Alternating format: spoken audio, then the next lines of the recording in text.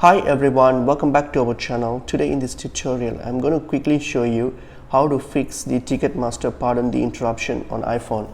So let's get into the video. So if you have this issue, so first thing, make sure that you have a stable network connection, so especially a good Wi-Fi stable connection. Make sure it's stable and with a good connection. So once you have that, so next thing what you can do, you can simply try to go to your settings and then go to your iPhone settings and then go to general and then open up your iPhone storage and then look for the Ticketmaster app settings here.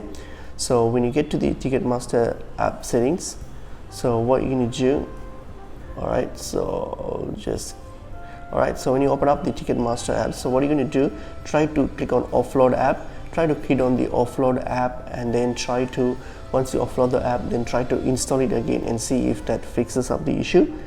And if it doesn't, then what you can do, mostly this should be a cache or those type of issues, a cache or web data issue. So try to like delete the app and then reinstall it. So try to hit on it and then delete it, completely remove that app and then reinstall it and see if that fixed the issue. And mostly it should fix up the issue in most cases. So that's pretty much it is. Hope this video was helpful. I will see you in another video. Thank you.